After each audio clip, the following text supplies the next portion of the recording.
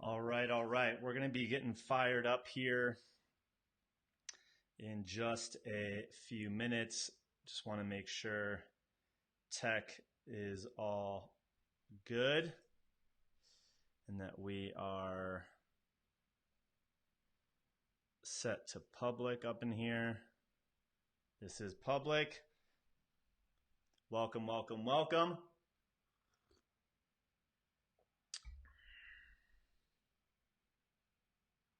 Bear with me as this is all new.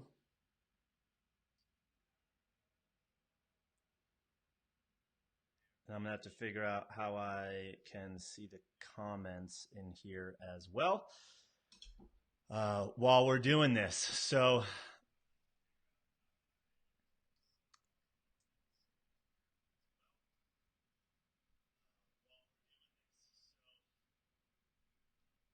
all right, so we are live, ready to rock. I'm going to cue this up and see how this works. Does this ruin the live?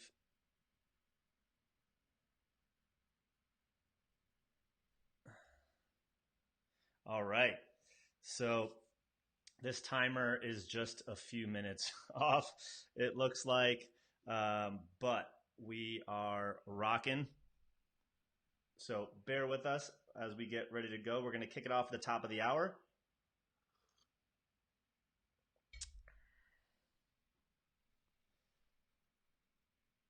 And we got to figure out the chat part.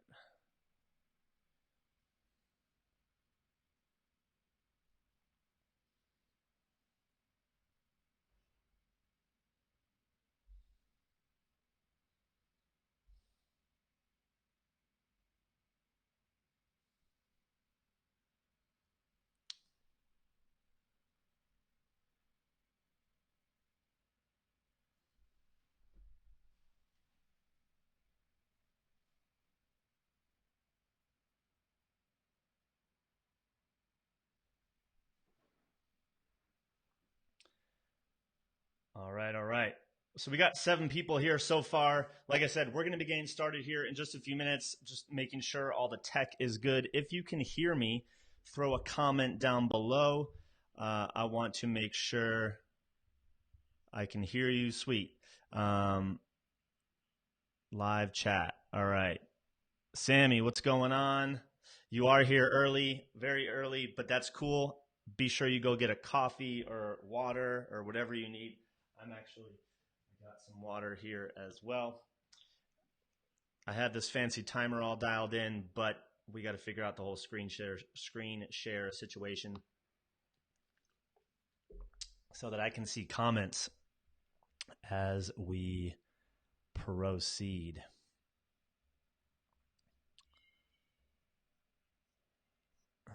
So let's see.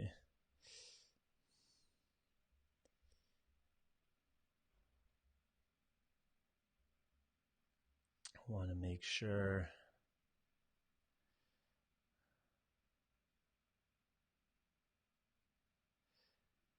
Oh, can we do this?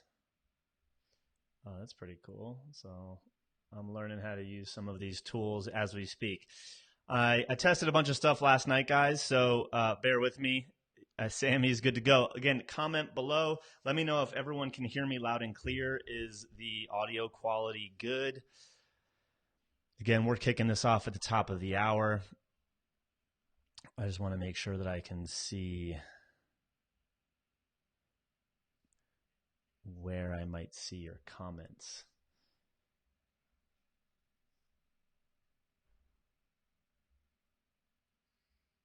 Dwight, what's going on? Dwight, welcome, welcome, welcome. Thanks for showing up.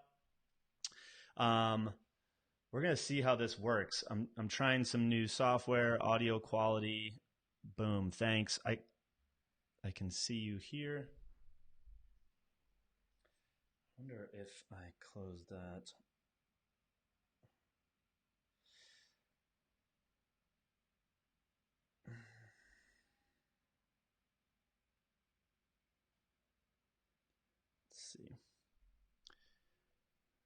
stoked you guys have joined us today.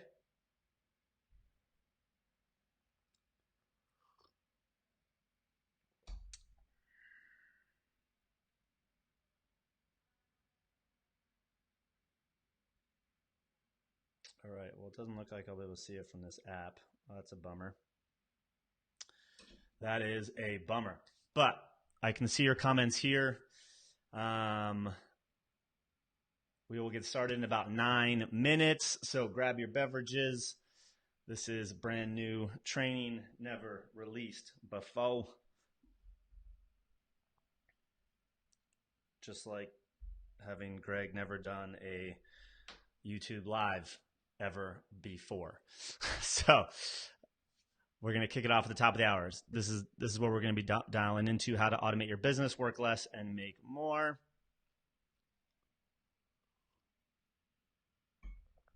I would really love to figure out how to see comments come through.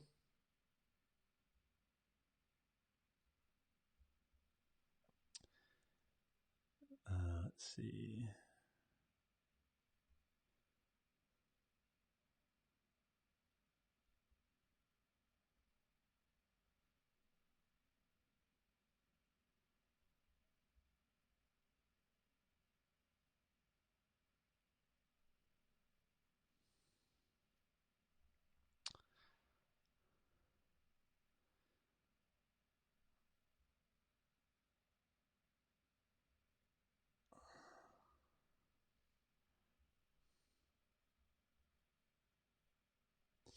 I also could have done this through Zoom, but chose not to do that. Might be regretting that later, but we'll figure it all out.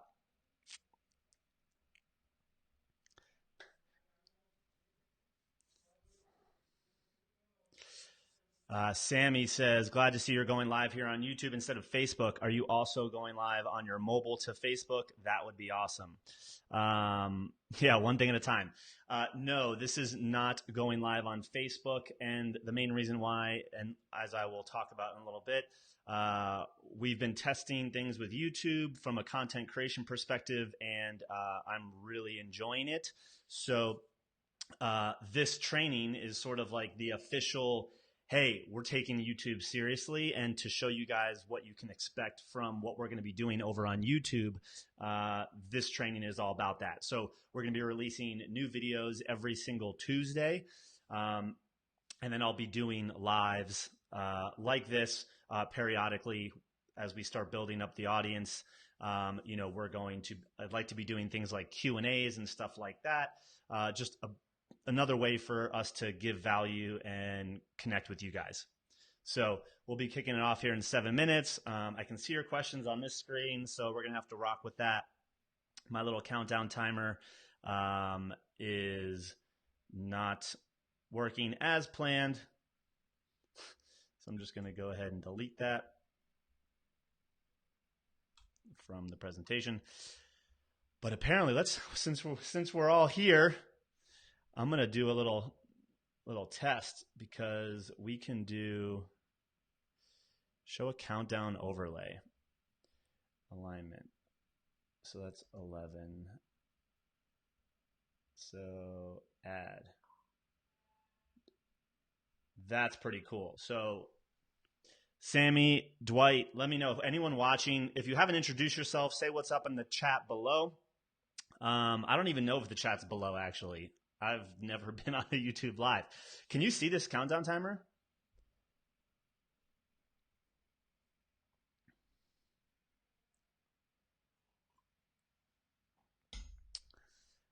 I wish I could see your comments, though. I know when you do Facebook, you can see comments. Andres, what's going on? Chat is to the right side. Yes, the timer is good. To the right of the screen. And yes, we can see. Awesome. This is pretty sweet. I wish I could just see your comments, because that would be cool. On mobile, it's below. Yeah, that makes sense. That makes sense. Hey, guys, so comment real quick. Where are you guys coming in from? Where are you guys tuning in from?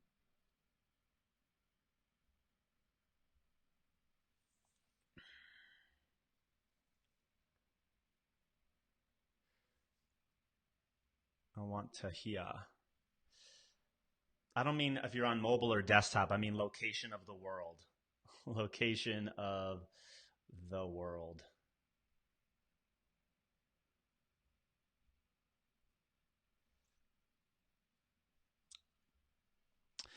We got Ottawa, Canada in the house, Ohio, West Palm Beach. How did you read this comment if you can't read? Just wondering. So I'm sharing, I have two screens, Andres. I have a screen below here and then my big screen. The screen I'm sharing is my laptop screen. So I have the YouTube command center open up here where I see your comments, but I'm using Ecamm Live to stream through because through YouTube's command center, I can't share my screen, at least not that I've found yet. Sammy lives in a small town in Ohio.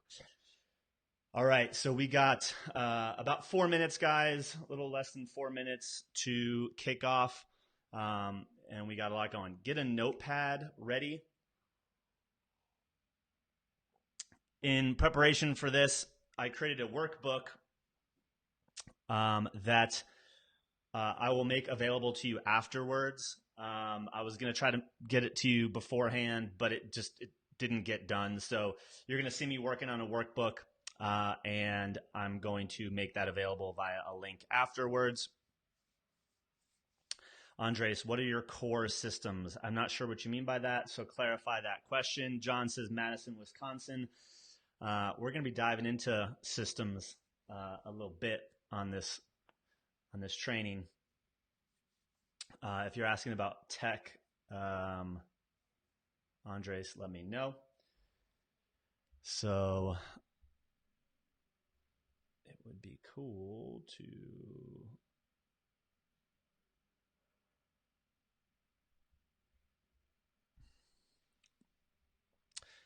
yes, I use Infusionsoft as well. We also know how to use ActiveCampaign. A lot of our clients use ActiveCampaign.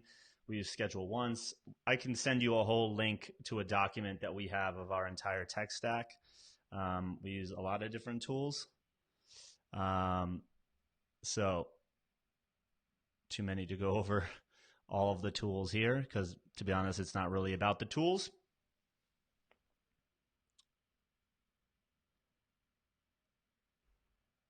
Yep. Just remind me in the comments as we get down later to let you know about that.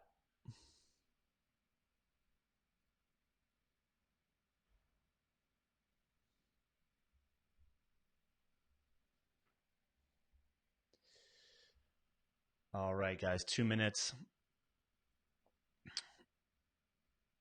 If you're just joining us, we're going to be getting started here. You can see the countdown in just under a minute. We got a lot to cover. I want to also have plenty of time to answer questions. And let me know if you're just joining us where you're tuning in from. We got Canada in the house.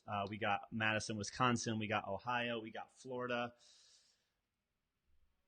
Let me know. Andres, we have a referral program. We don't sell anything currently direct without getting on the phone with us. So if you refer someone and they tell us that they came from you, happy to discuss that. All right, y'all. We're going to kick this thing off. Get my iPad ready. This is going to be interactive, all right, guys? So if you don't have a pad, a pen, or paper, grab one. I got my iPad here. We'll be rocking. Look at the pad right down here. And let's do this, all right? So I always want to start on time. I would love it if you were a little bit louder. I can do that. How is that? Is this better audio? Am I coming in clear? Coming in clear. Let me know if that audio is better. I just turned up my audio. Sammy, I believe that was you. Test, test. Can you guys hear me? Yes, I just had to turn you off. All right. Yep. I'm redlining over here, guys. I'm redlining. Sorry if I just blew your ears out. Guys, is the audio okay right now? Is it better now if I stay over here? Am I good? It's cool? All right. Guys, welcome, welcome, welcome. This is the first of what should be many live streams. Thank you for joining. Thank you for subscribing to the channel. If you haven't subscribed already, please do so. And if you enjoy the content, I would encourage you to click the notification bell. That notification bell just sends you an email every time I upload a video and or a live like this. We are committed to doing a video every single Tuesday. Today, in place of the video, is a live. So this is to serve you guys, right? This is a better way for us to serve you, share value. I'm really intrigued by the space of YouTube. So if you've been following us and you've been getting all my emails about the new videos, we were kind of dabbling, creating some content, sharing it here and there, wanted to see what sort of response there was. And we've gotten an amazing response from those of you that have started. This is just the beginning. I'd love to get this channel, to massive amounts of subscribers. Subbed, noted, just shared your stream 10 minutes ago. Yes, if you guys can share this, that would be super appreciated. Like I said, this is the official kickoff of this channel, so to speak, where we're going to continue to bring content like this each and every week. So if you're just joining us, because I see some new folks coming on in, tell us who you are, where you're from. This is going to be very interactive, and we might deviate from the plan a little bit based on the questions that you have, okay? So in order to see your questions, I'm going to kind of modify. I'm going to jump in and out of presentation mode because I can't see your questions the way that I would like. So if I'm not responding to your question, it's probably because I'm in full presentation mode. So again, if you're just joining us, it doesn't even tell me if I go into this mode. It's the bad part about streaming through YouTube. But welcome, guys. Again, if you're just joining us, let me know your name and where you're at in the world tuning in from. And thank you for joining. I'm going to actually just try to make this part bigger. View, slide only. And we don't. Boom. You know what? We're going to do it this way instead, just so I can continue to see your comments.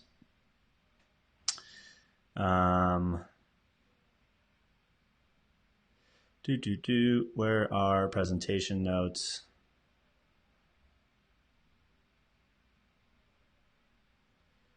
Oh, yeah, hi, presenter notes. All right, guys. Hi, Joyce from Fort Lauderdale, Sherry, and in the Cleveland area. You must be loving the Cavs right now. But welcome, guys. So because there is some presentation, forgive me. Again, like caveat, this is my first time doing a Facebook Live. I'm using new software. I tested last night, but once you're in the thick of it, in the real time, it could go awry. So please introduce yourselves. Continue to tell us where you're from if you're just joining. But I want to get into the content because I don't want to waste all of your time. So here's the dealio. We're going to be talking about how to automate your business to work less and make more. And I was talking a little bit about why we're doing this. So for those of you that are just joining us, as you're introducing yourselves, I'll be jumping in and out of presentation mode. Obviously, you can see me right here, but I can't see all your questions while I'm in this view, at least on my side. So why are we doing this? Why is this on YouTube? If you haven't already subscribed, click that subscribe button, click that notification bell. You'll receive an email every time we drop a new video. we've been testing. We really like the platform. It allows me to experiment with just new ways to be creative, which is really, I can be honest, the primary reason I'm doing YouTube, to kind of infuse some more creativity. I've always been into photography and video, and I talk a lot. So, putting content into video for me is a lot easier than writing. And so each and every Tuesday, I'm committed to releasing a new video. And I'd love to incorporate more lives like this as well. So if you want to stay on top of this and you haven't already subscribed, again, thank you for subscribing. This is the official launch of the channel. Woohoo, we're rocking. So really appreciate you all. We've jumped in subscribers, over 100 subscribers in like the last week. And I know this is the long game. So, just so you know, if you stay till the end, just recently I did a video on our channel called the 7 Must Read Books on essentially how to systemize and scale. These are my favorite books, that I think are fundamental in any small business entrepreneur, if you're trying to grow, must read. So if you haven't watched that video, definitely check that video out. But at the end, during the Q&A session, if you're still here, for those that hang out, I'm going to be selecting one of you at random, and I'm going to be buying you all 8 of those books, because there was a bonus book. One of you will be receiving those books. So we're going to have a small, intimate audience today for the most part. So stick around to the end, and you might have a chance to win 8 books, all right, as a part of being here. So here's what's going down. The content I've put together is a framework that is kind of our framework, what we call the systemized business plan.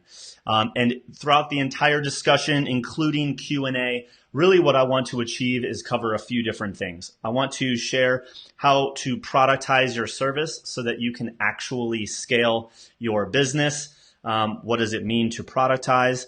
I want to share the simple sales system to attract our ideal prospects and convert them into clients.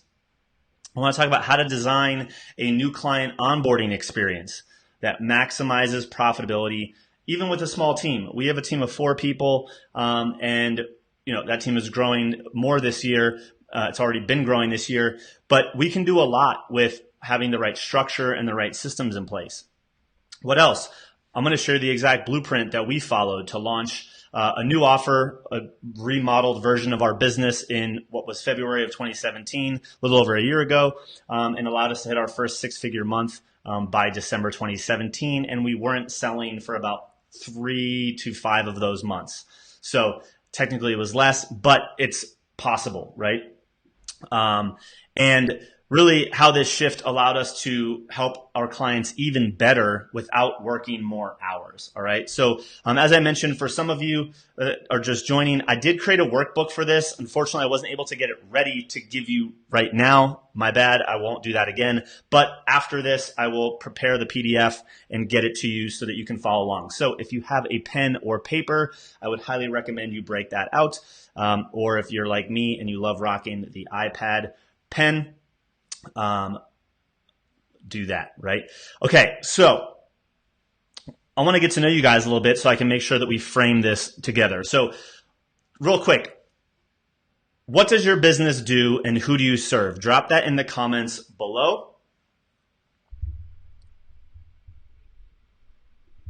I'm glad that this is a demo. So I think I want to know in the comments, type in, what does your business do and who do you serve?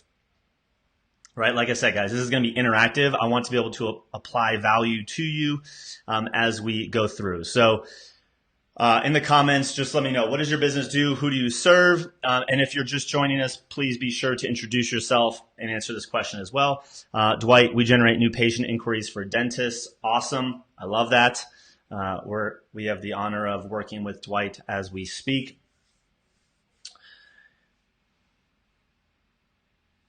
Help local tourism businesses survive the winter months, feast and famine. Love that. Very specific. Help small businesses improve their customer journey. Love it.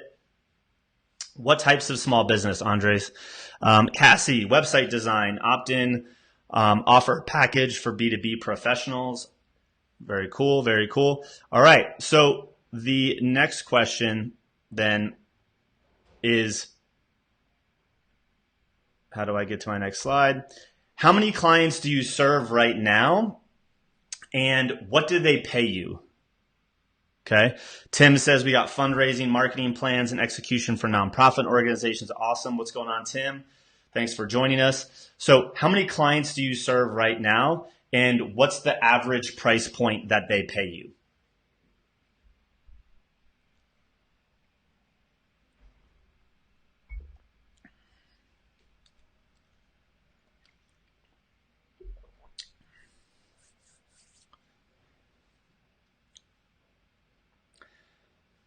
Just grabbing a sip here while we're waiting for some of your answers to come in. Again, if you guys are not ready to be interactive, I know some of you guys are already. If you haven't interacted with us yet, please go ahead and do so. Hundred is all over the place, serving 6 clients, paying anywhere from 100 to 1,000 per month. Dwight, 7 clients at about 2K a month. Onboarded 22 total. Retention issue we are working on. Awesome. Well, not awesome, but that's a good, you know what you're working on. What about the rest of you? Sammy, Cassie, Tim, how many clients do you currently serve right now, and what do they pay? And Sammy says, I'm very close to Andre, same boat. A lot of my work is free right now too. All right. So,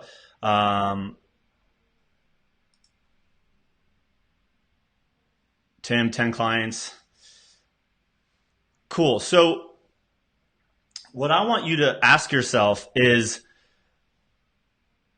whatever number you're at right now, if you could support 5 to 10 more a month, even just 5, right? Depending upon how many you have, what's the opportunity for you to, like, what does that look like for you? Going from X to Y. You can go from 10K to 20K. Like, just by adding 5 clients, what's the opportunity for you here if you can do that effectively without working more hours? That's what I want to know.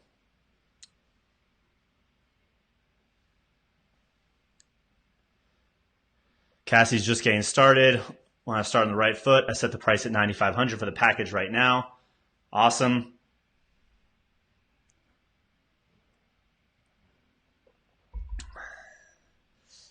Building credibility.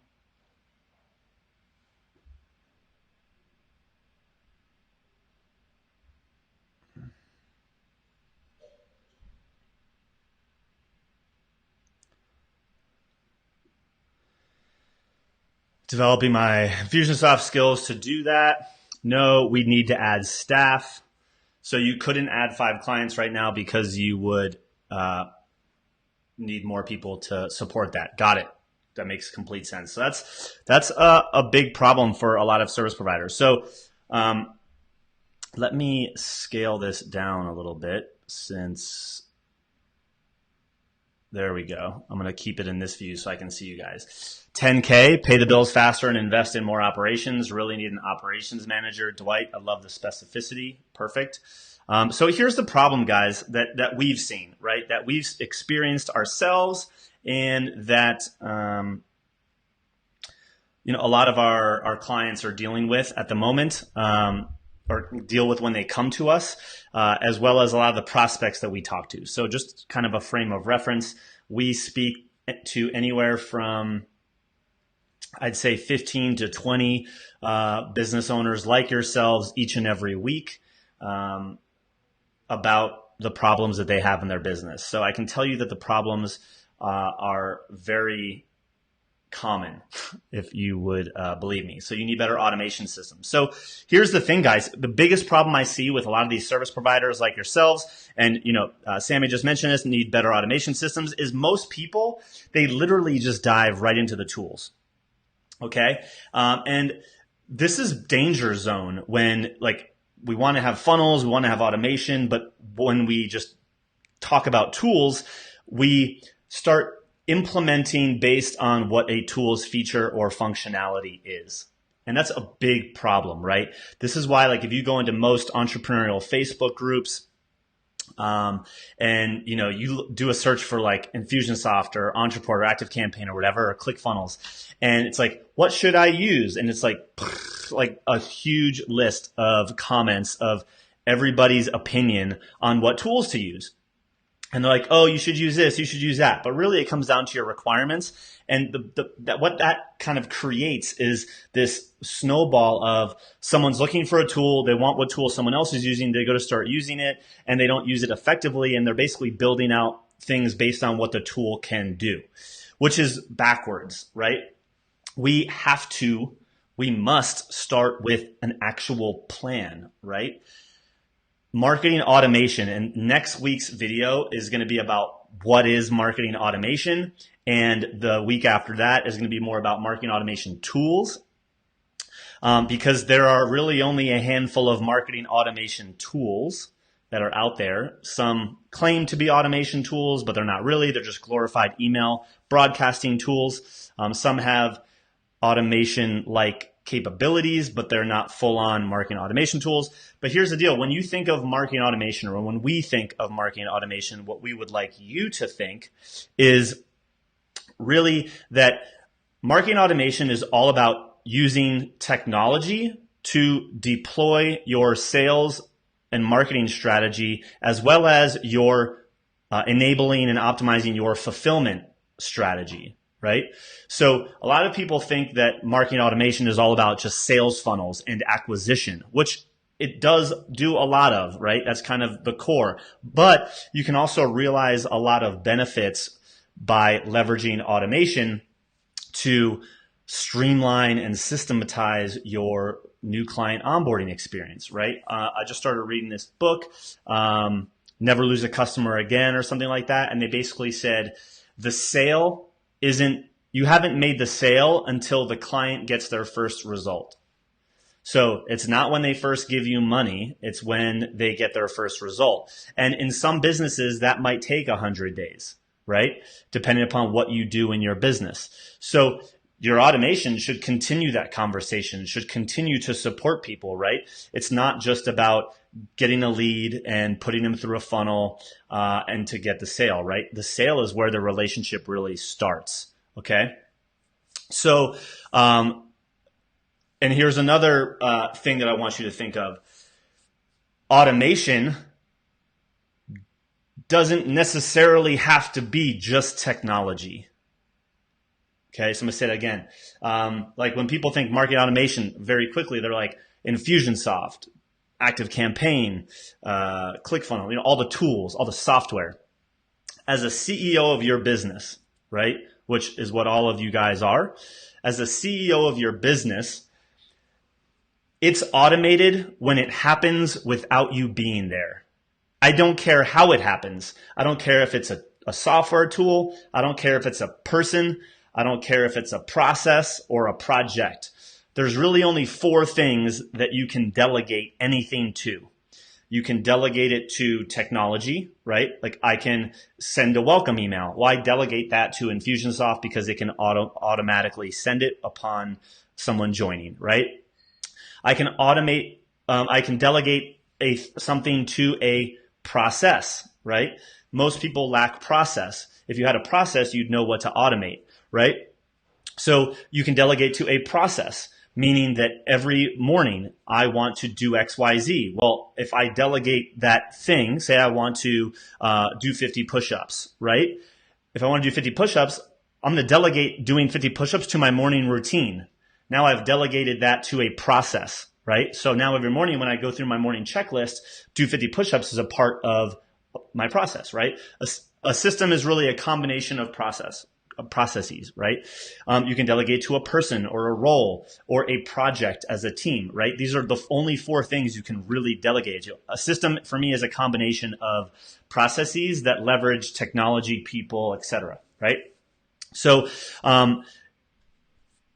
here's the deal when it comes to automation, right? We see these cool funnel maps in Infusionsoft, and we see, all the ClickFunnels stuff and we're funnel hackers and all this, that, and the other thing. But here's the deal. The best automation starts manually. You can't automate something that's all up here, that's never been done before. And this is what people try to do because they don't have a process. If you had a process to onboard new clients, guess what? Automating that would be a whole hell of a lot easier because you would know what needs to be automated, right? Versus what most people do, which is dream up what would be really cool for a client to experience and automate that, not knowing if that's what's actually going to work or not, right? Same with the acquisition and sales process. You can dream up a really cool complex funnel that if they click this, they go here. And if they click that, they do this other thing. And you could steal and funnel map, whatever, funnel hack, whoever heck you want.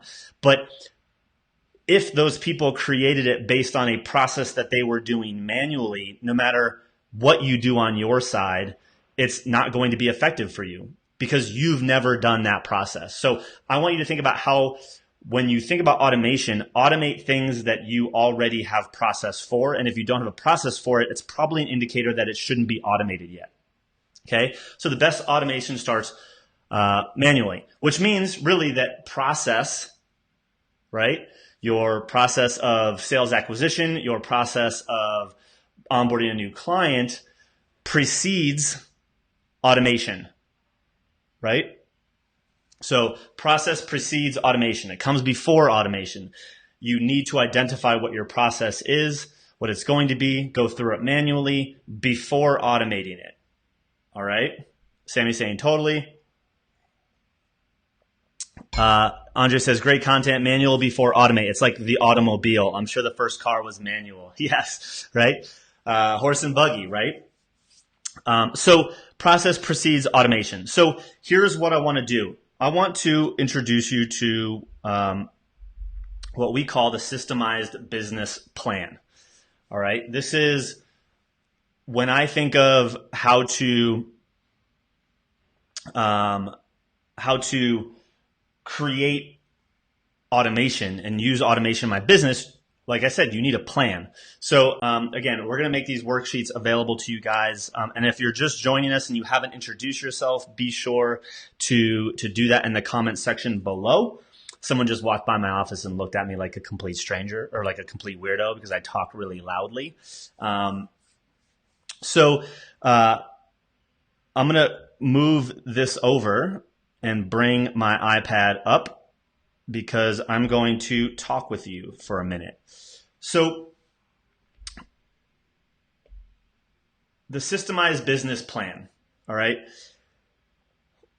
Why do we want a systemized business? Now, your views and your needs might be different, but for me, having a systemized business means,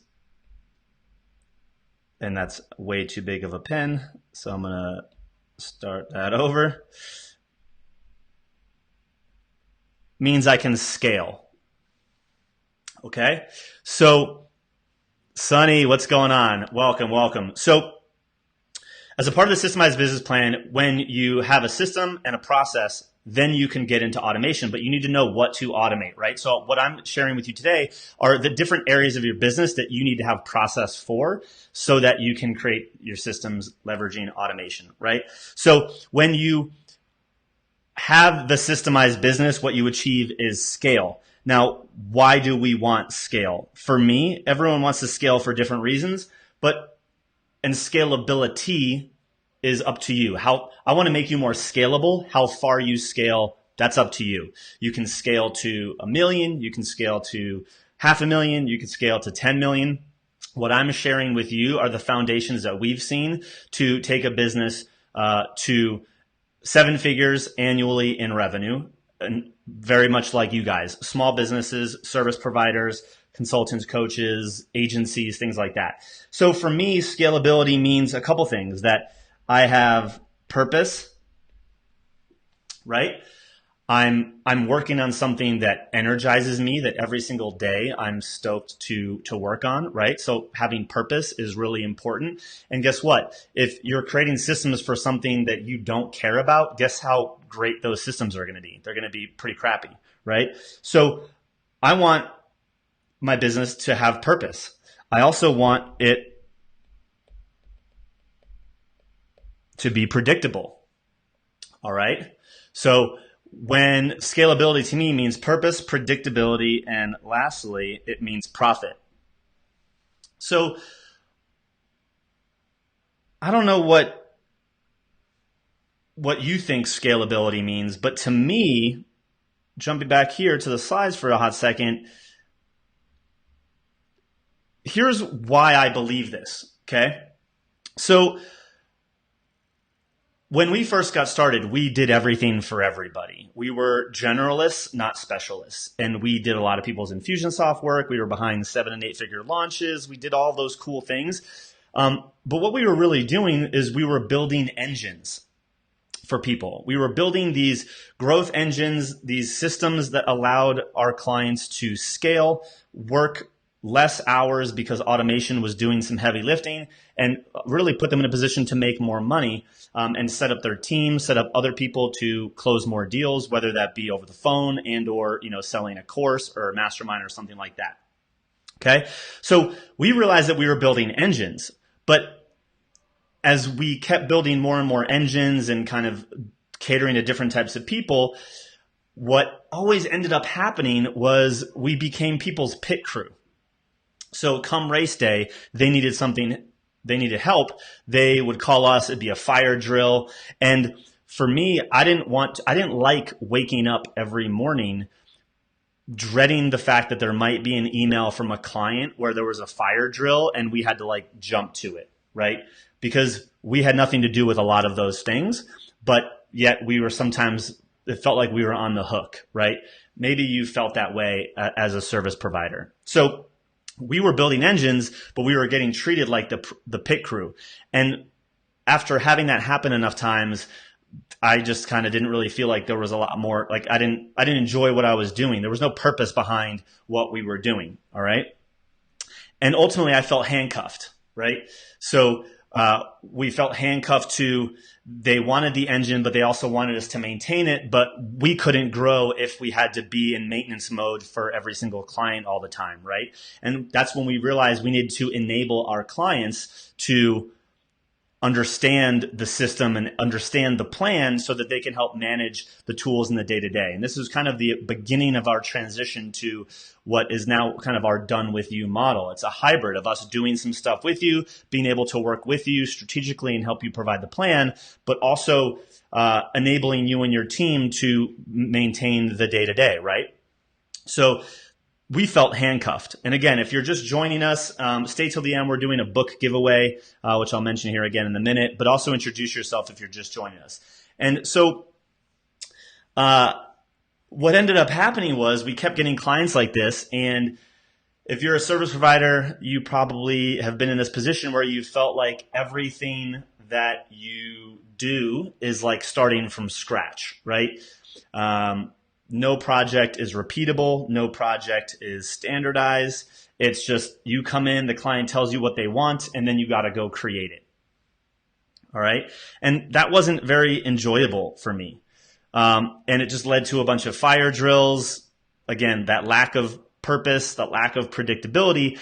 And really what it ate into is that profit, right? When you plan and allocate certain amount of time and bandwidth and team and resources to a client and everything becomes a fire drill, you're constantly shifting resources, context switching between what you're doing, and you actually eat into your profit margin, right? And I realized that was something that was hurting us. And we were literally losing a lot of money each and every month on specifically 6 clients because of how much we were getting pulled into that vendor zone. All right. So we had no money, right? We're like, oh my God, we're losing money. At the time, we were like a team of 6 or 7. We scaled down, we got rid of clients, and we started making a transition into kind of what we do now. And so back to the purpose thing, right? Like I was a slave to my business. I got started to do this to spend more time with my wife, and we have a 1-year-old son, Cole, right now. And I wanted to design systems to spend more time with my family, right? Yet I created this business that basically made me an employee to somebody else. And that's when I realized things needed to change. And here's just a picture of Cole. This is actually, he's almost walking now. That little bugger is running around the house. All right. So like when I think of scalability, I think of purpose, predictability, and profit. So what are the 3 reasons that you want to scale? Like when you think of scalability and having systems and automating your business, like what are 3 reasons that you want to scale? Comment below. I want to know.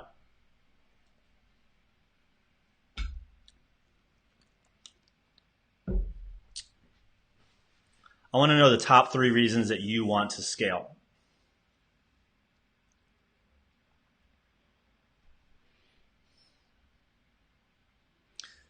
And we're going to jump back into the presentation here.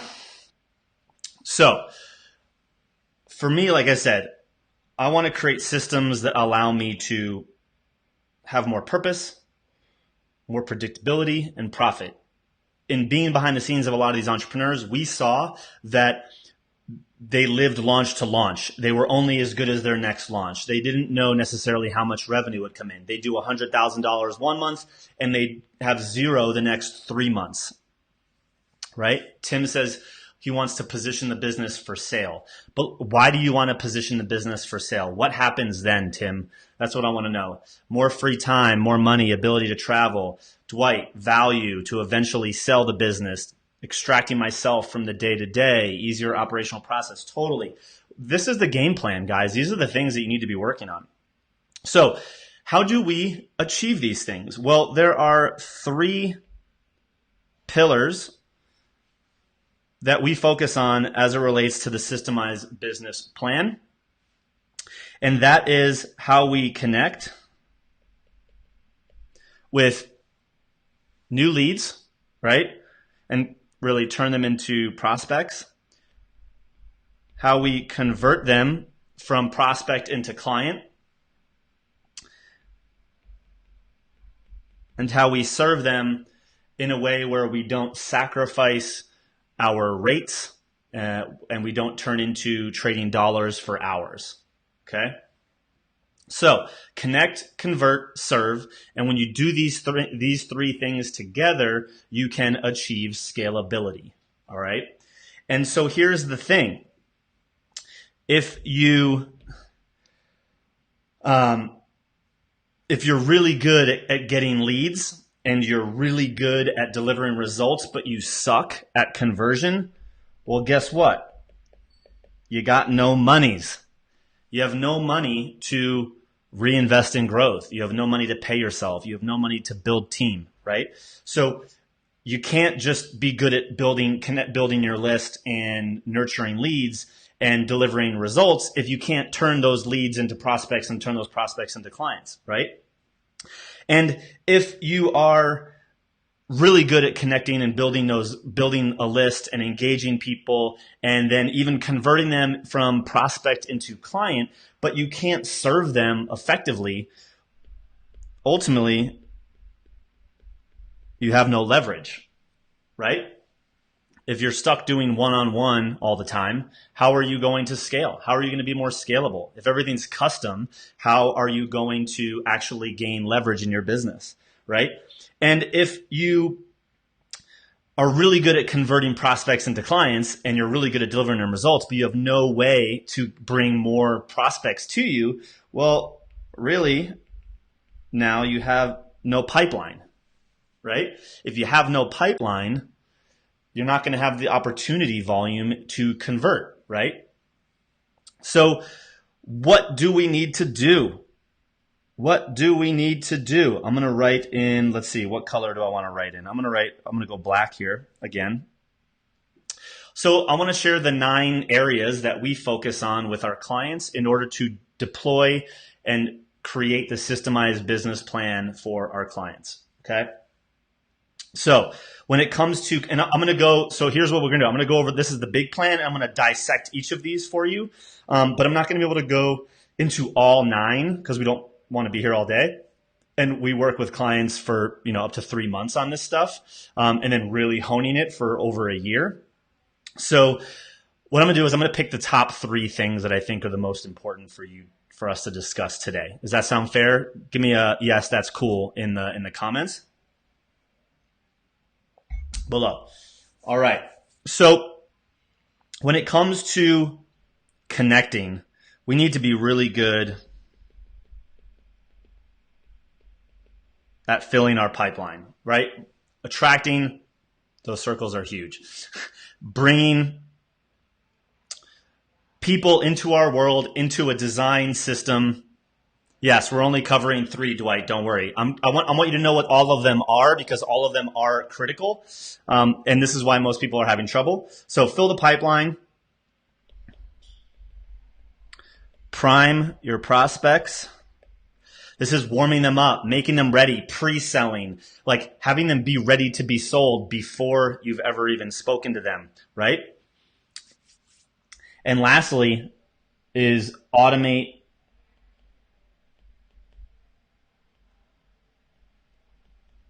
your nurture process, okay?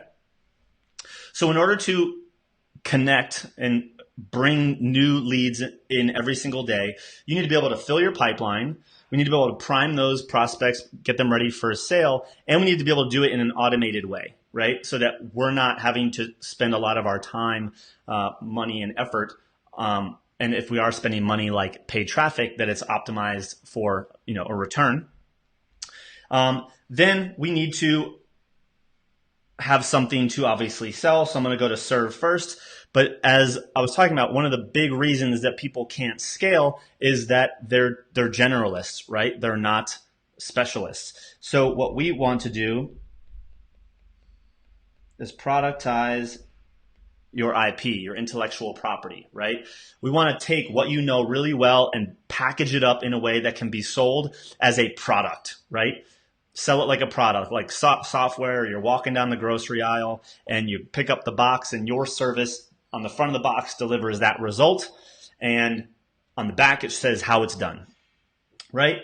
Then what we want to do is engineer wow, right? So like I mentioned earlier, if you guys were here in the beginning, I'm reading this book called Never Lose a Customer Again, and they talk about how the first 100 days are the most important when it comes to bringing on a new client, right? So engineering wow is, how do you, once the client pays you, how do those next 30 to 100 days, how do those really get the client stoked, get the client moving forward in the right direction, right?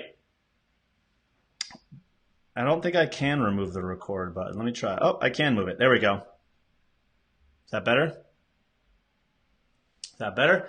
And lastly, we want to have leveraged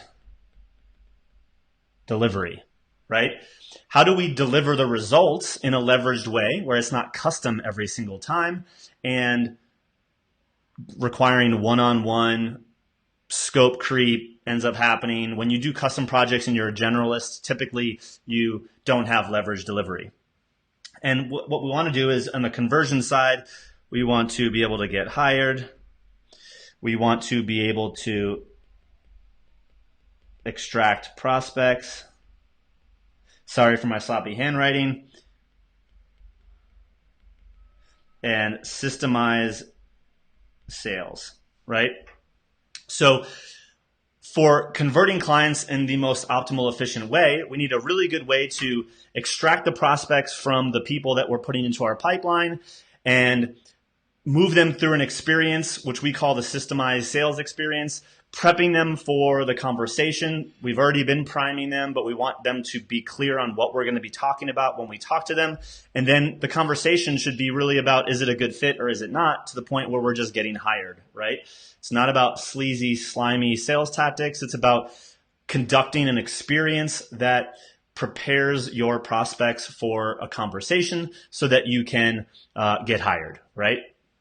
So like I said, we're not going to go into all 9 of these because we'd be here for a long time, but I want you to understand that this is the plan. This is the whole, like, we got to do all of these well. So one thing that one of my coaches taught me was to, if we look at this plan, right? If we look at this plan and we think of a traffic light system, right? You guys know what a traffic light is. We got yellow, we got red, and depending upon where you live in the world, maybe these colors are different for you. We got green. Now, what I would want you guys to do, and you can do this later, we're not going to go through all this right now, is look at all 9 of these. Which of those do you do really well, right? Which of those need a lot of work? When I look at a lot of our clients, as service providers, they're really bad at filling their own pipeline. They're really bad at automating nurture. They're okay at priming their prospects. They have no leverage in delivery. They're generalists. And, I'll give them a yellow on engineer wow. And this is kind of consensus over, almost 1,000 sales conversations. What's actually interesting is many of them are, once they're on the phone, they're good at closing, right? They are okay at the systemized selling, and I'll say they are, for the most part, wasting a lot of time with people that aren't qualified, right? So Andre says he does connect really, really well, right? So the point, what I'm trying to make here is that you can do a couple of these really well. You might have ones that are green in all areas, like in each of the 3 pillars, right? But you have some red somewhere.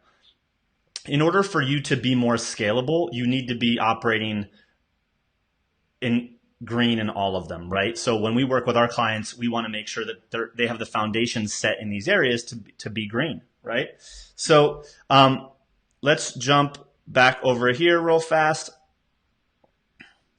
Like I mentioned, guys, we're going to be doing a book giveaway at the end. I did this video, 7 must-read books, and at the end, if you're still here, I'm going to draw your names from a bucket, and I'm going to give away 8 books. And Sammy says, damn, Greg, I need some work. And you're welcome. So, all right. Like I said, there's 9 things. I only have time to go into 3 of them so that I can answer some of your questions. So I'm going to look at each area. So there's connect, convert, serve. And it always makes sense to start with service first because you need something to sell, right? Without something to sell, you don't know who you're attracting, right?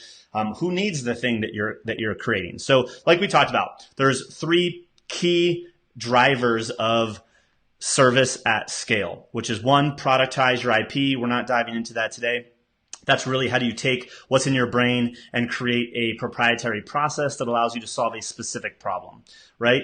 Having leverage delivery. How do you work with team and process to create the process around the productized IP that you already created? But what I want to talk about and go a little bit deeper on today is engineering wow. And the reason I want to talk about engineering wow is because regardless of where you're at in your business right now, even if you are a generalist, you can create more of an engineered wow experience when you have new clients coming into your world. All right. So what do I mean when I say engineer wow? So real quick, let's find out what you guys do when you get a new client. So in the comment section below, I want to know, what is the hardest part for you about onboarding new clients? What's the hardest part that you guys deal with right now about onboarding new clients? Just drop it in the comments below.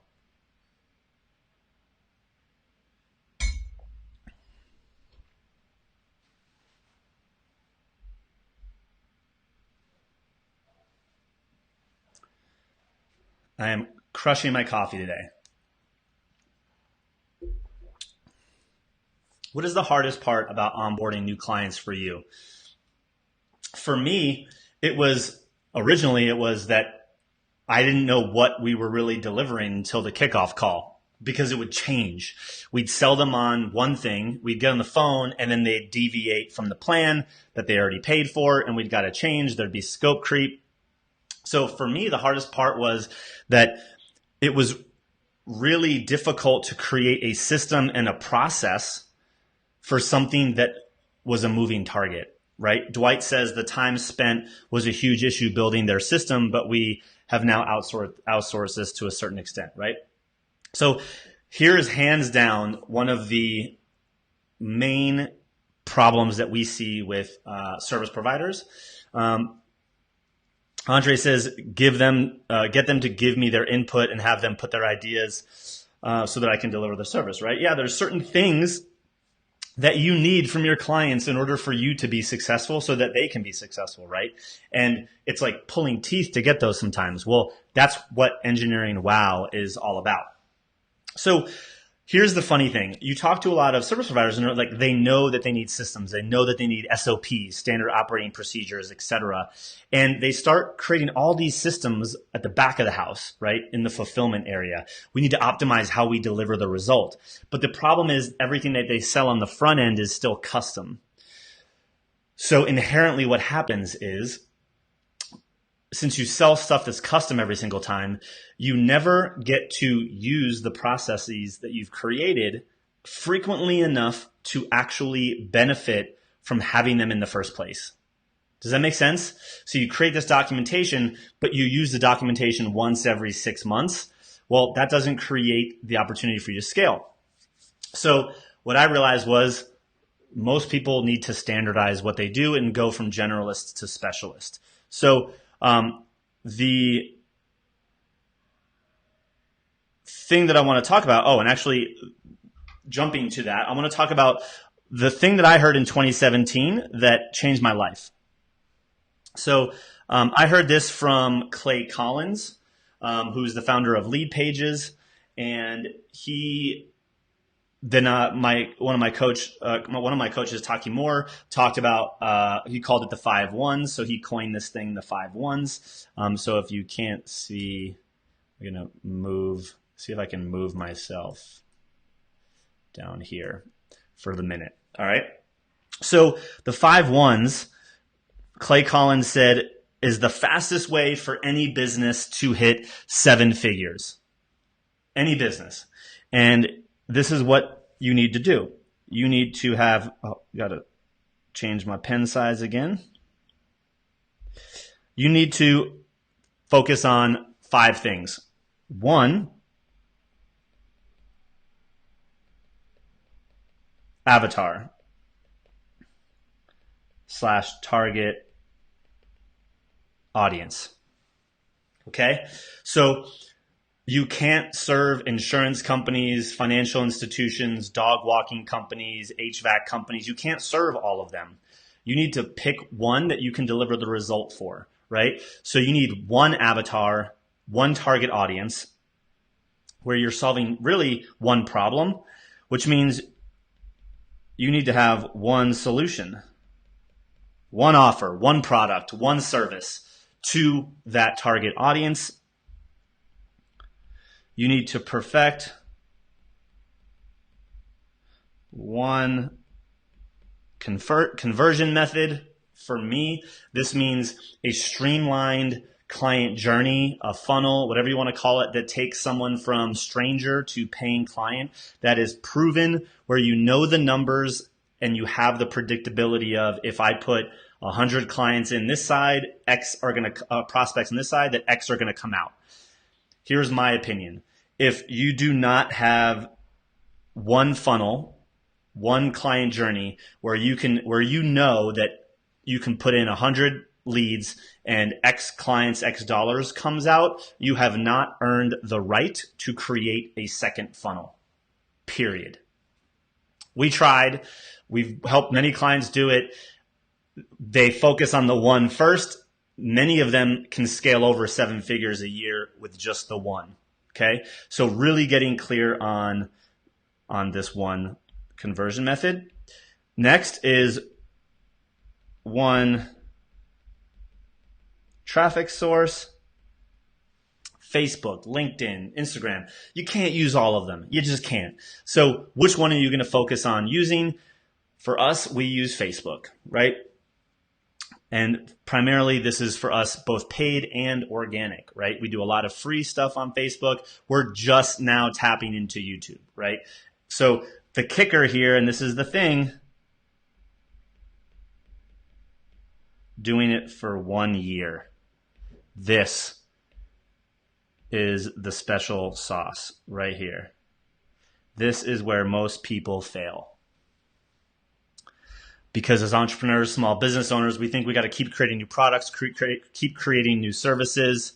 One-on-one is, Andres, you said, can one-on-one be in person be a traffic source? Like if you're speaking to someone, I'm talking about how do you get someone from stranger to paying client? I'm assuming you're doing something before you meet them in person, unless you're going to an event, which would mean event, conversation, sale, right?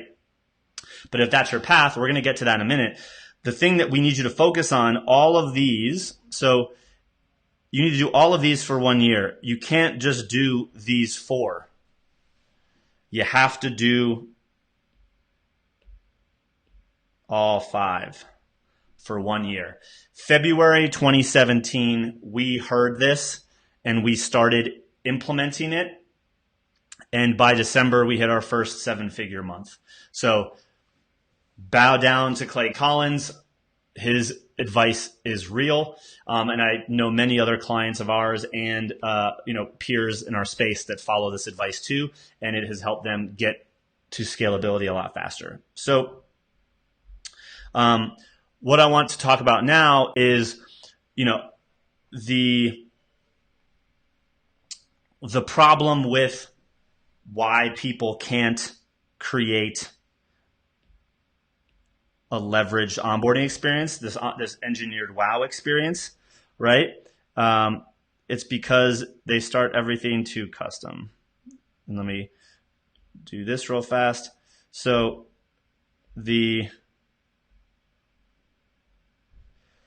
what we found is that a very small percent, I'm gonna say less than 5%, are the true scalable small businesses. Statistically, actually, I'll just go with the numbers from that I've heard from Entrepreneurs Organization. 4% of all small business make it to $1 million a year, right? So again, 1 million might not be your goal, but let's just use that for the sake of the example. Say scalability in this example means $1 million a year. To be able to get to 1 million, you need to have systems, a process, right? Process and acquisition, process and fulfillment. The 4% of people that get there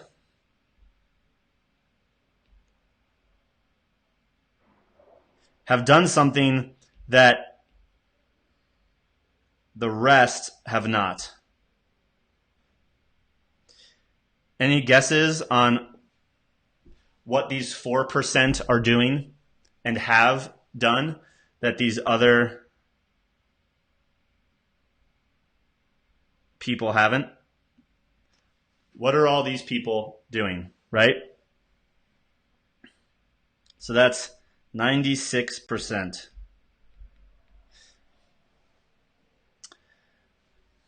Dwight says process. So yes, what I'm going to say though is a different word for that. These 4% have standardized their process. Standardize their process, right? And that means people, process, I'll say tech, using the tools, the software. They've identified a way to consistently move their clients from A to B and get a result, okay? While the other 96%, they're doing custom work. They're not doing anything repeatable, right? So another part of over here is repeatable. if I can say 2 key words, standardized, repeatable. As a generalist, 9.99 times out of 10, you haven't standardized anything, which is why you're doing custom stuff. And the thing that you do for your client is so custom that it's not repeatable. You can't use it again on another client, right? Which creates lack of leverage for you. So my goal for you would be to get you into this 4% that have standardized process, which again goes back to the systemized business plan, right? And so when it comes to onboarding, what I'd like to share with you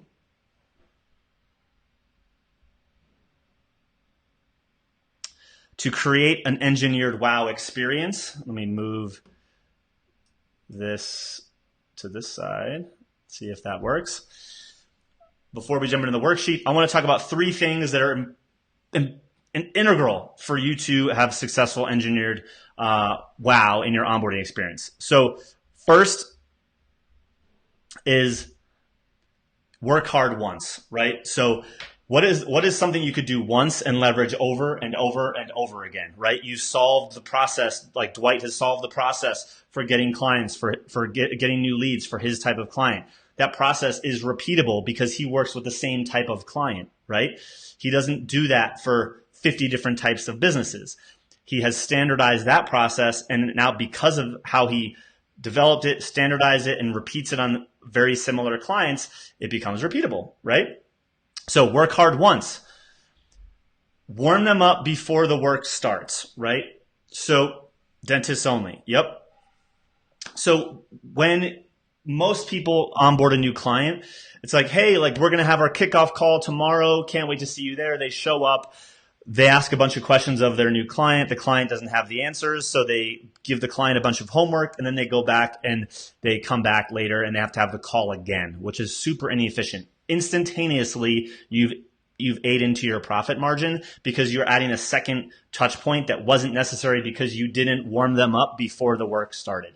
So you need to warm your new clients up before the work gets started, which basically makes them ready, not getting ready. I want my clients showing up and some work has already been done, right? And you should want the same, right? If one of you said, I believe Andre says you need their input. Why are they not giving you and putting together all of their input before you get on that call so that you can review the input? They should be, right?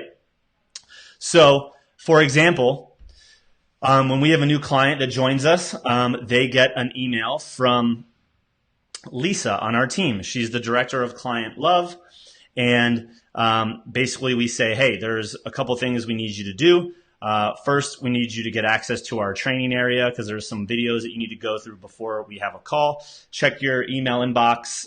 Here's the subject line. Click this link. I want you to watch a couple welcome videos. Okay. One thing that this process is doing is note that it's coming from Lisa. So it is removing Greg from delivery almost essentially out of the gates, right? Oh, Lisa's the one that's going to help me get these results. So and it says, hey, Greg, because I just sent these emails to myself. That's why it says Greg. So then we say, hey, here's the next step. Click here to get access to your first assignment. Here are the things you got to watch. And here's where you go next, right? So they click that link. They come to a few videos, again, that Greg didn't do. He did version 1s of them. And this is just preparing, setting up expectations. We focus on some foundations, lay out the client journey. We understand what their service is going to be. We show them how they're going to get more time back in their day. We show them how to design one clear client journey. We're preparing them for a conversation, right? So what I want to know is, what can you do to make sure your clients are ready?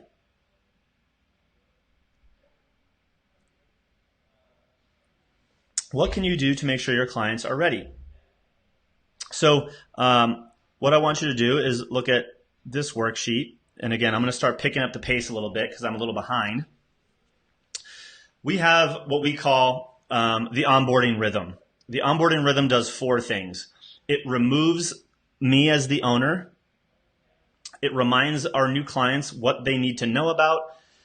we recommit them on what we're actually doing for them, and then we reroute them to do the next thing that they need to do, right? So what I want you to do is when you guys download this later, again, I'll get you the links. You can make a couple lists for yourself, is remove. Whoops. We want to use the highlighter to orange. Remove, right?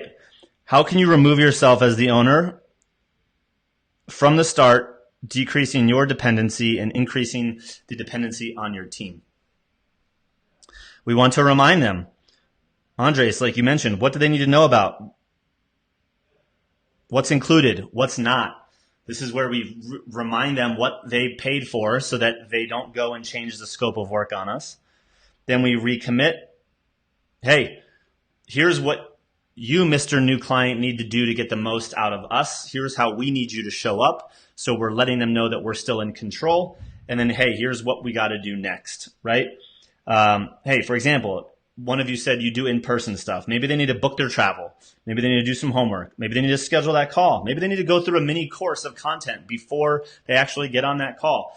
Depending upon what your next thing is, might differ, but we want to remove ourselves as the owner. We want to remind them what's included. We want to recommit them to how they get the best results, and we want to reroute them into the next possible step. That is the onboarding rhythm, right?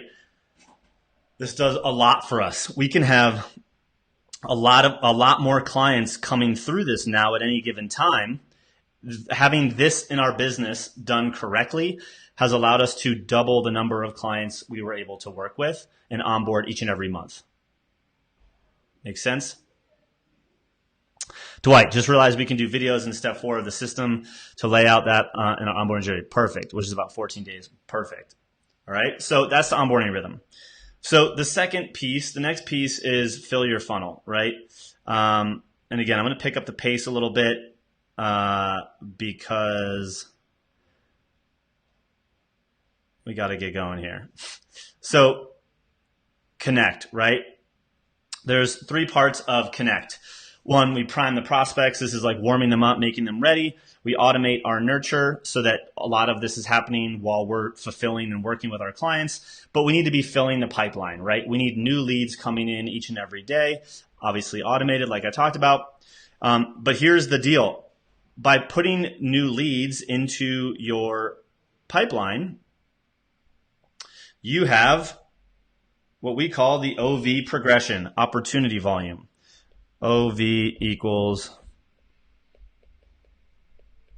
opportunity volume, right? Again, apologize for my sloppy handwriting.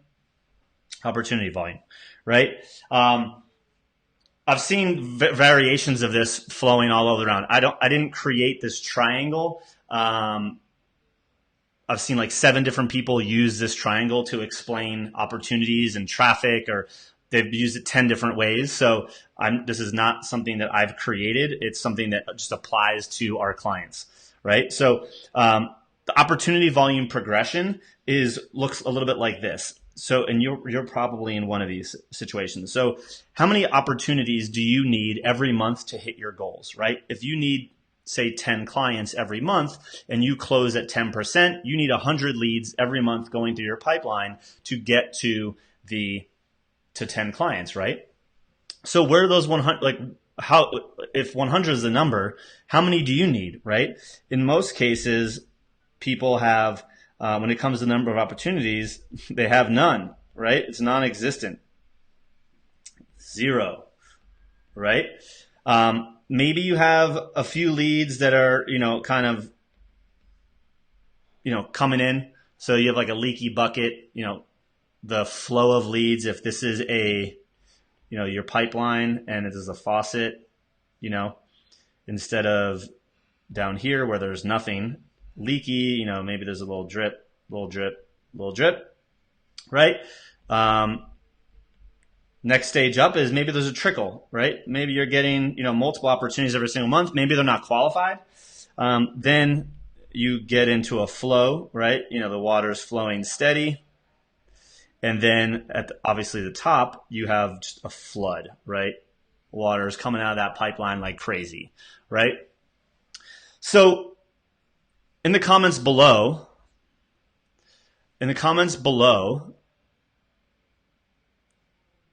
which of these 5 are you? When it comes to how many opportunities are you creating every single month? Are you bringing into your pipeline? Are you more of non-existent? Are you leaky? Are you a trickle? Are you a flow? Or are you a flood? Are you a flood of new leads coming in every single month?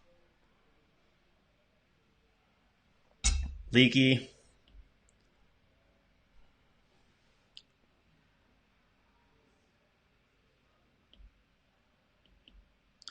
So here's what I've learned is we got leaky. Here's what I learned. If you're any one of these, getting to scalability, getting predictability, and honestly even hitting like profit at scale is going to be difficult, right? Sherry said non-existent.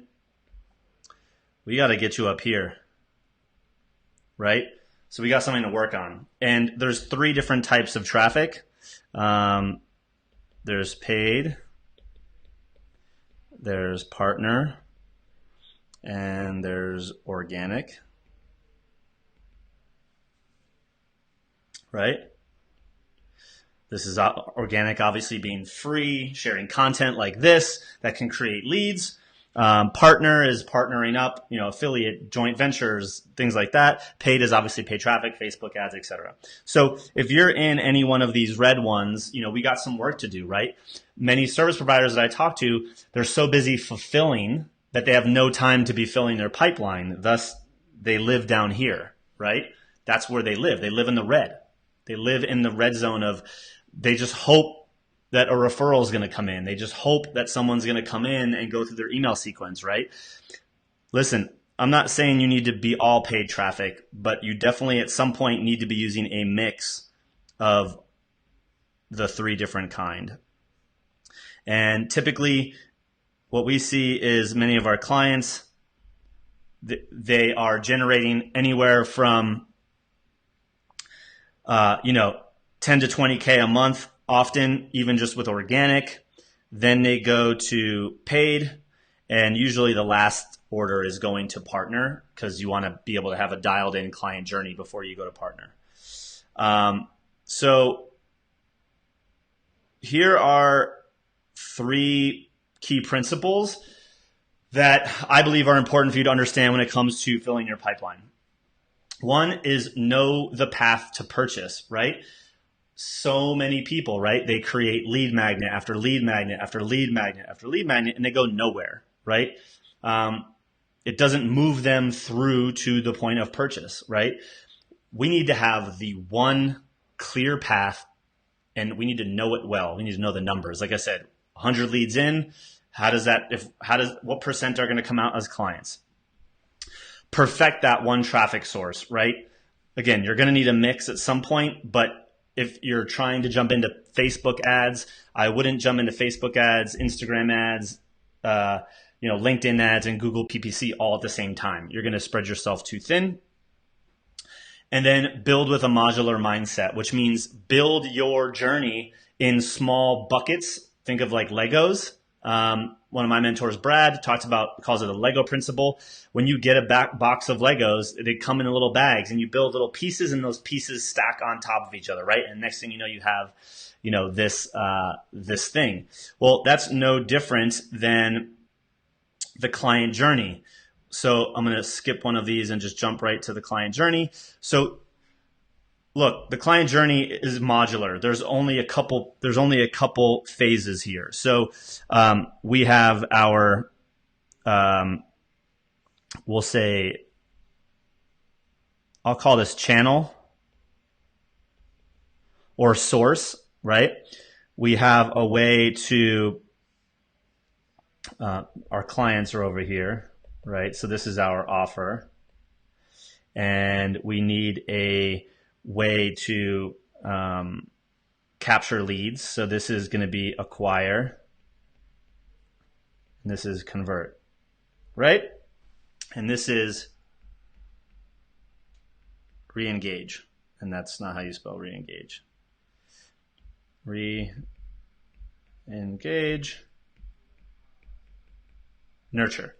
So if I'm looking at this, right, for all of you, we have, the channel is not necessarily a system. The channel is a channel. It's a source. Facebook, my email list, my friends, right? So really, you need 4 systems in your business. You need a way to acquire leads. You need a way to convert those leads into prospects and clients. You need a way to deliver the results, and you need a way to engage and keep engaged with your prospects, right? That don't buy when they are ready, or that when you want them to be ready, right? One conversion method. The goal would be, again, perfecting this journey so that you know that when you put 100 in over here, that you get 20 clients over here, or whatever your number is, right? And you know what those numbers need to look like to get there, right? So, for us, we focus on, I'll put us in purple, like Facebook, right? And specifically an ad goes into a webinar.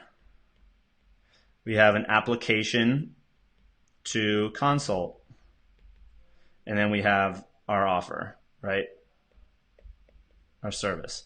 And then we have an email series / list that goes to people that are not in this journey at that time. Literally, this one thing, one journey, was able to help us get from we didn't have this product over here. We created it in February of 2017, and by December, just doing this, we were able to get to a 7-figure run rate, right? The first 6-figure month, right? So focus on the client journey. It's the one journey. Really, we've identified now that there's 4 systems that you basically need to implement. You need one for acquisition, you need one for conversion, you need one for fulfillment, and you need one for re-engagement and nurture. Those are the systems you need, right? So let's move on. Real quick, in the comments section below, in regards to filling your pipeline, what's the biggest takeaway that you've had from this so far?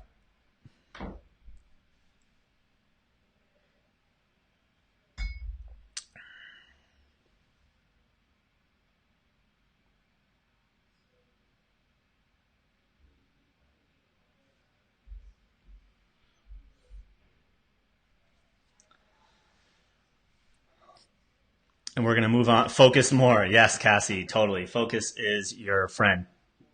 So we talked about connect. We talked about serve. Let's talk about convert, right? There's 3 drivers to conversion, a more scalable conversion. One is to get hired. We're not talking about that today. One is to extract the prospects. We're not talking about that today either, but we're going to talk about systemizing the sales experience, right? Again, I'm picking the 3 things that I think will most impact you regardless of where you're at. So if you're still selling a service, you're still selling custom, you can optimize your selling experience so that it can be more systematic, bringing you leads that are ready for the conversation so that you can do those other things. So what I want to know is how much time, if you had to guess, how much time are you wasting meeting with the wrong prospects? How often do you talk with the wrong prospect? And Tim, you said, how did you settle on Facebook as your preferred channel? All of our clients are there. We were there. It made the most sense.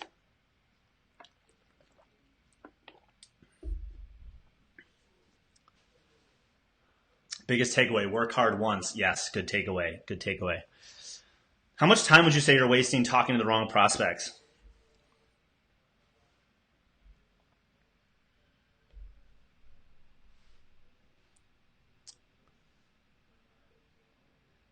What I'm going to do is jump to the next worksheet. And if you're just joining us and you haven't introduced yourself, please do so. I'd love to know who you are, where you're at. Dwight doesn't have that issue. Gosh, I'm doing that now, wasting about 75% of my time now. Perfect. Dwight, you shouldn't, since we're working together. Wrong prospects, great questions, not sure. Cool. Qualified prospects, if they're not qualified, right? So here's what I've found, the opportunity volume matrix. There's as we talk to different service providers, right? Like we were getting on the phone. Usually we sell over the phone. We're trying to, learn a little bit more about their business and make sure we can help them, right?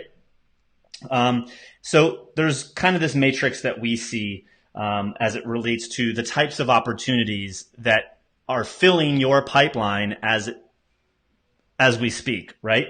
So across the one axis, I'm going to say over here is consistent, and this is like inconsistent.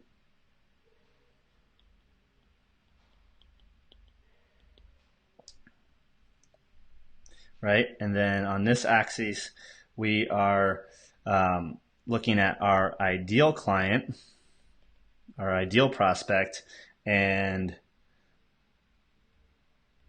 wrong fit, right? Someone that we can't help. As an example, we don't really work with like MLM companies. So like if someone comes into our world and they're an MLM company, I know that already that they're the wrong fit, right? Right? So here's the deal. Typically, as a service provider, your opportunity volume falls within one of these areas. So if you have a consistent lead flow, but they're the wrong fit, you're spending a lot of time with the wrong people. Thus, you're very inefficient, right?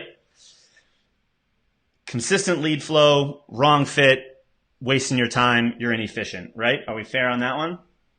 Now, if inconsistent and when they do come through, they are the wrong fit, well,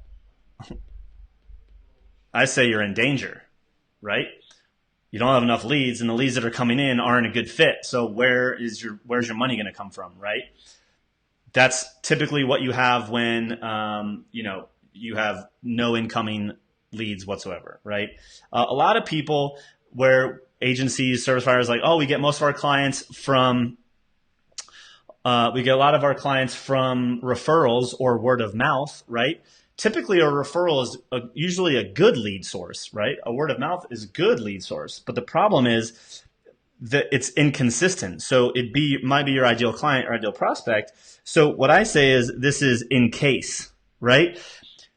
Someone's like, oh, I know someone that might need your services, and you talk to that person, and it's like they're having that conversation because that they made that connection, and it's really like they just need to know what you do in case they can hire you later. There's no like urgency or immediate need more often than not. So it's inconsistent, but it's the right fit. But you can't build a business off of inconsistent opportunities, right? So that leaves us with consistent lead flow with ideal clients, which means you're in demand, right? If you have consistent lead flow with ideal prospects and you're in demand, right? I want all of you guys to be at least in demand. Well, if I want you to be at least in demand, that means there needs to be something else, right? There is something else. There is a special part of this quadrant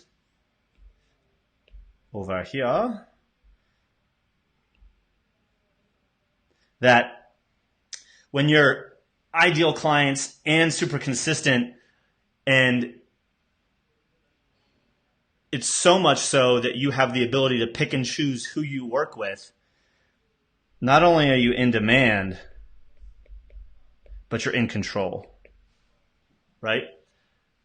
Because we see people that are in demand and they can't take on clients. We see people that are in demand and they don't have the ability to take those clients because they don't have the process in place. So they're missing opportunities, right? They have the demand, but they then get walked on, right? I want you to still be in control, and really at least be in this quadrant. What I would say is if you are, as you would imagine, over here, you're in the red danger zone. Otherwise, you're kind of in worry zone, right? So we want you to be in demand and in control.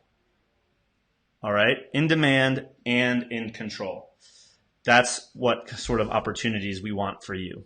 Okay, so moving on, there are four key principles to, I think, being in demand and in control. First is you need to filter for your ideal client. If you're a generalist and not a specialist, you're kind of casting this wide net and you're just attracting a lot of people that are never going to be your client, right? So we need to create filters, whether it's our lead magnet, it's our messaging, our application process. All of those things need to filter for our ideal client. And it all starts with messaging. Two, we need to control how the prospects show up to the conversation, right? I don't want people coming to our call thinking that we do something that we don't do, right? So how do we prepare them for that, right? How do we make sure that they know what's up when they get there, right? Master one conversion method, we talked about that. Know your numbers, right? So many people that I talk to, they don't know how many clients they need to hit their goal, or B, how many leads they need in order to hit that client goal. We need you to know your numbers, right? So for example, just kind of as a quick picture, here's just the way that we're doing some of these things. You have to get on our calendar, right? So you pick a time, then you answer a bunch of questions. Our team reviews those questions, but before you get to those, while we're reviewing your application, you get a video. I'm breaking down exactly what happens. And if you scroll down that page, there's a video that breaks down our process. You see the circles down there. We talk about our system, our framework, etc. We're telling you what to expect on this conversation and that we might not actually even get on the phone if we feel from your application that it's not a good fit. So we end up having to cancel people because we realize that we can't help them and we don't want to waste anyone's time. So we want to remind them, hey, we got you on the books, but you didn't finish the application. If you don't finish the application, we're going to have to reschedule. Hey, we got your app. Here, we're reviewing it now. Here's what to expect. We tell them what to expect. And in this whole process, what we're doing is preparing our prospects for the conversation, right? In preparation to be hired.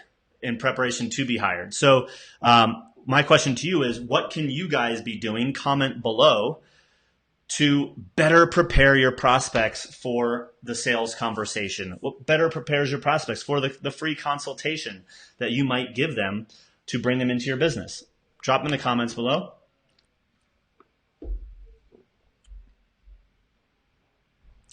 And I'm going to basically jump to a recap real fast. And then basically, guys, those are the three areas. I want to be able to take some questions here for you. This is the systemized business plan, right? We have to be able to connect with new leads each and every day, ideally as automated as possible. We need to be able to convert those leads into prospects, both extracting the ones that are ready right now, as well as following up with the ones that are not ready, but maybe a good fit, but bad timing, right? That's the systematic sales experience. And then we need to be able to deliver them a result, get them from A to B, solve their problem in an efficient way that's not dependent solely on the owner, which means we need to standardize and create repeatable processes to solve the client's problem, which comes from simplifying our business, productizing our IP, engineering a wow onboarding experience so that they can get the results that they want, right? That's the systemized business plan, all right? And before we jump into the Q&A and do the book giveaway, if you want to learn how this can be implemented in your business, right, we'd love to chat. So let me move this out of your way. We'd love to chat. You can visit this URL, system.ly/apply. Go through that process I just talked about. You grab a time on our calendar. You're going to answer a couple questions. And we're going to hop on the phone. We're going to chat. We're going to see if we can help you, right? If you're at a stage in business where we can help you, because obviously we can't help everybody. The question is, why are we doing this? one, we want to help everybody that we can, right? So we know that unless we talk to you, we're not really sure if it's a good fit, both for you and for us. And we know that we can't be successful, thus you can't be successful if it's a good fit. We can only take clients that we can get a positive return and accelerate really quickly. And for that, we need some certain things to be in place, which would make all of those things possible. So excuse me, in order for us to know that, grab a time on our calendar. Happy to chat with someone on our team, and we can see if it makes sense. So schedule your strategy session. Again, I don't want to waste your time, and I know you wouldn't want to waste ours. So if we can tell from your application it's not clear enough, we'll ask you a couple questions. And if we think that we're not going to be able to help you, we'll just let you know that, and we won't waste your time by hopping on the call. And we'll point you to some free resources, do whatever we can to get you moving at least in the right direction, knowing that we won't be able to help you. All right. So we're going to jump into some questions. So if you have questions, drop them in below. I'll answer them. And while we're doing that, I'm going to do the book giveaway. We got to see everyone that's here. Tim says, do your clients have to be on Infusionsoft to implement your services? No, they do not. Most of our clients, I'd say 95% use ActiveCampaign. The rest use another percentage, I'd say 4%. 4.5% use Infusionsoft. We think those two are the best marketing automation tools around for service businesses. We have a couple clients that choose to use their own tools, like other tools. We can accelerate you a lot faster if you use those tools, but it's not mandatory. Dwight says, I'm on stage 5. Thoughts on the webinar tool? We are at this stage right now. I would say EverWebinar or Easy Webinar are our two favorites. Most consistent, easiest to set up, and most affordable. They're both around $500, $650 a year. Dwight, we have a discount on Easy Webinar for you if you want that. Save a little bit of money. That's what we use right now is Easy Webinar. We've used both. We have both. That's what we use.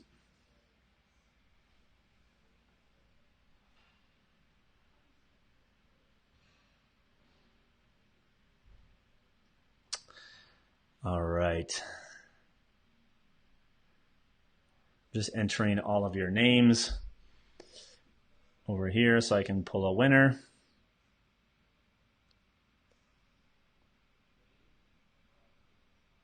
Actually, we're going to do this differently than random, since some of you have not participated as much. So what I want to do is, Andres, Greg, I have a prospect that agreed to price and service. I sent invoice and contract, and it's been a month since they say yes, but have not paid. What do you recommend I do? Well, I'd follow up with them. Eileen didn't comment. Hey, Eileen, welcome. What do you recommend you do, or that you do? One, I would say that more likely than not, that sale is lost.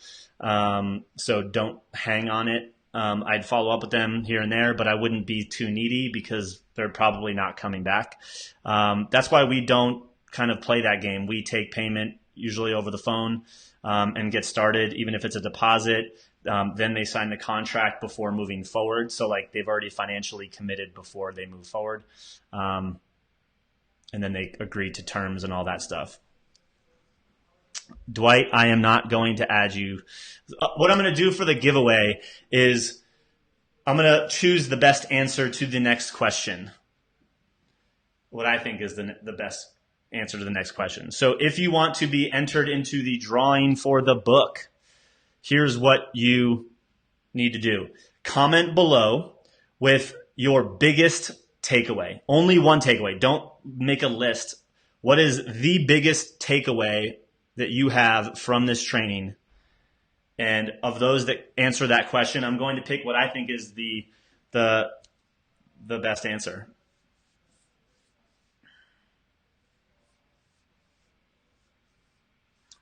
Don't worry, Trisha. We'll be working on that stuff together. Work hard once. Hire Greg ASAP. Consistency. Takeaway. No path to purchase. Focus on the process. Get your last comments in, Cassie Lowe. The 1 year part of the 5 ones. I've jumped around too much over the past year. The 5 ones. Worth the time and energy today, but thanks for all you shared today. You're welcome, Tim. Organize how we deliver the results so the engine is not always custom. Yes.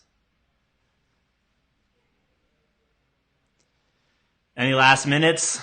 Last minute contributions?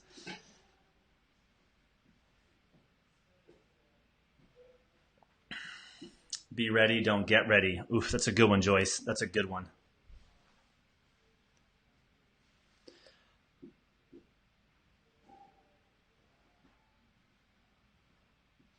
All right, I'm going to announce the winner. Sorry, I couldn't get on another, but so far everything I've learned is stop. Yep. So a couple of you said it, but one of you said it the clearest that I think is the most important. Andres even likes Joyce's answer. So way to go, Joyce. Here is the winner. Cassie, you are the winner. And here's why. Because in going through this process, I can tell you that the 5 ones is super impactful. But as entrepreneurs, as small business owners, it is very easy to derail ourselves and throw entrepreneurial hand grenades without the 1 year part. Okay? It is hard as hell. I will not pretend like it's easy. It can be simple, but simple is not easy. To do those things for a year is difficult. And it means saying no to a lot of stuff so that you can say yes to the right stuff. And there is a transition path. You have to make that transition, and it's custom to each and every one of you, depending upon where you're at now.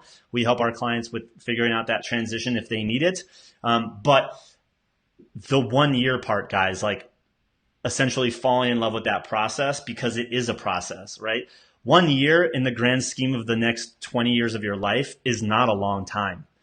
But when we are typically known for,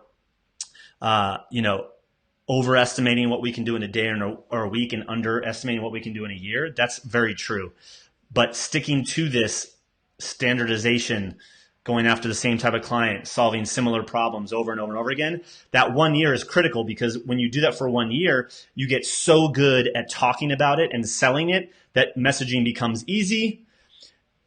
The funnel, knowing that clear path, knowing those numbers becomes really dialed in, and you can have those predictable numbers. And number 3 is you get really good at delivering the client the result in a repeatable, standardized way, which creates efficiencies and increases your profit margins on the fulfillment side, right? Scalability is a function of both optimized acquisition, right? Profitable acquisition and optimized, streamlined fulfillment, right? You can't just be really good at acquiring leads and then lose all your money in fulfillment. You can't lose money on acquiring leads and then gain that back in fulfillment, right? If your cost to acquire your customer exceeds your profit, you have a problem. So scalability is a function of both together, right? And so do I mean stay focused on one process for 1 year? Andres, to clarify that, the 5 ones is you have to focus on one avatar, one target audience with one solution. So you're not building 10 different types of funnels for your clients. You're doing one thing. You're solving one problem. What is the one problem you're solving and what's your solution for it? Mastering your one conversion method, dialing in that one client journey, which is what I mean by that. Focus and spending all of your time on one traffic source, whether it's LinkedIn or Facebook or whatever, and then doing those 4 things for 1 year is what the 1 year is. Cassie, what I need you to do is email me or private message me on Facebook. I need your address. so I can get you those books. Tim, thanks for joining us. Appreciate you. Any other questions before we get going here?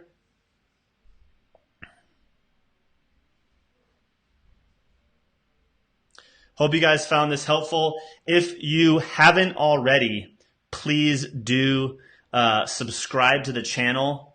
If you know any other entrepreneurs that this channel would be helpful for, please go ahead and share that with them. YouTube.com/Greg Hickman TV is the fastest way to get there, or just search for Greg Hickman on YouTube. But if you want to receive notifications as we release videos every Tuesday, be sure to click the notification bell, because then you'll be notified. And then when I do a live like this again, if it's impromptu, whatever, you'll get notified that a live is happening and you can join us, right?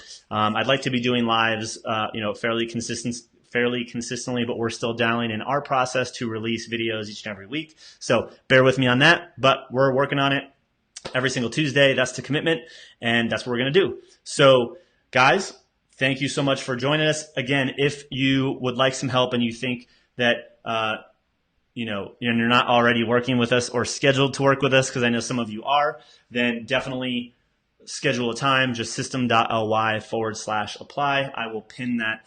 I can say something in the comments. Oh, I forgot. I can do this. There is I just dropped the URL in there. And if you want to subscribe, this is the URL to subscribe to the channel. Thank you guys. Really appreciate it. With that being said, I got some other stuff to do today. I hope you guys enjoyed this, and we will talk soon. Take care.